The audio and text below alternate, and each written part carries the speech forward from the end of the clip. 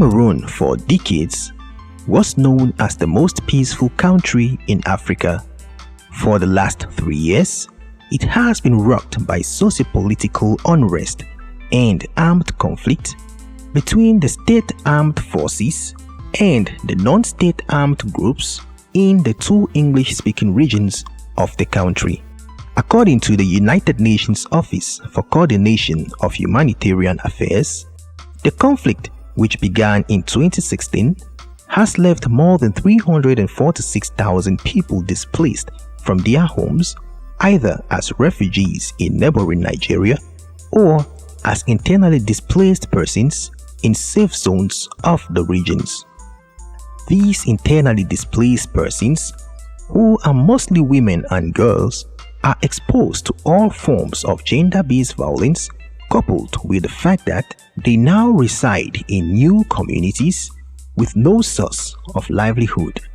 In attempt to empower and protect these internally displaced persons, UNwomen, with funds from the Central Emergency Response Fund and in collaboration with UNwomen Cameroon, implemented a project on improving the protection of women and girls affected by the conflict in the Fako Division, southwest region of Cameroon. We have to launch the self-project in the Fako Division, and then we have to train the key actors of the project on the GBV principle, data collection, reporting tools, and coordination mechanism. The project, according to UNwomen, is aimed at targeting 5,300 beneficiaries while working in collaboration with UNwomen Cameroon, MINPROF, and the Delegation of National Security.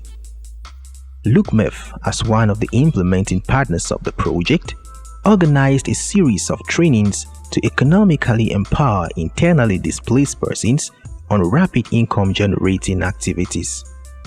55 persons were trained on paper bag production, 34 on medicated soap production, 30 on sanitary pad production, 52 on bead sandals production, and 20 on the use of the tape writer machine. This is a UN Women's humanitarian project geared towards empowering women and girls affected by the conflict, and especially Fako in the southwest region of Cameroon.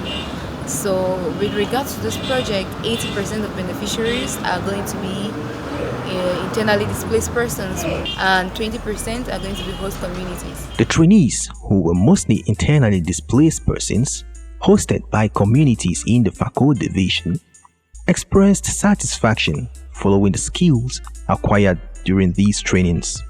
I run my own town and come here, and the UN have made in such a way that girls from 18 and above should be trained on bag production. So by this, I'll go there and train others. As a mother and grandmother, I'm sure I'm going to make my children start doing this, because children, they are very interested in learning new things. And when they're doing it at that small age, they'll not even know that it might be their business of tomorrow. And with this bag, I know that I'm going to train a lot of people. In addition to these trainings, beneficiaries were also supported with startup capital in the form of material to enable them kickstart their own businesses and to be financially sustainable. UNwomen Cameroon equally recruited outreach and livelihood officers who carried out awareness-raising campaigns on gender-based violence, HIV, and sexually transmitted infections.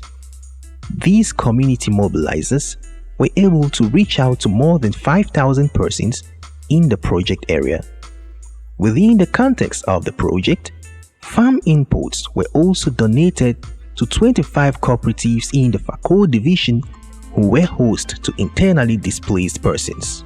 It is hoped that it will be a source of economic empowerment and will go a long way to guarantee food security in their communities. I'm very, very impressed to receive these materials because we were facing difficulties to carry our cassava, our corn from the farm to bring it to the village. So this is a very, very wonderful thing that this humanitarian UNwomen have done to us, and it's going to help us to access farm to market road, and then we process our cassava, we can carry our corn. The push truck is really wonderful for us. We are very, very grateful for that gesture that UNwomen have done to Tole. In line with the same project, women and girls had improved access to multi-sectorial gender-based violence response services in psychosocial, legal, and economic areas. As the number of internally displaced persons increased daily in other divisions and regions of the country, there is urgent need to replicate this project in other affected areas, especially in the Northwest region where the crisis is severe, hoping to minimize the rate of gender-based violence on women and girls, who are usually the most vulnerable in times of conflict and crisis.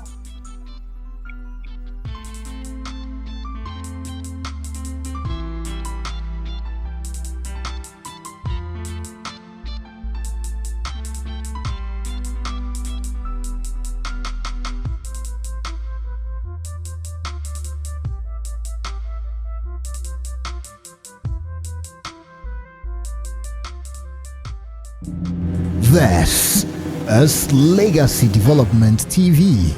Peace, justice, and development.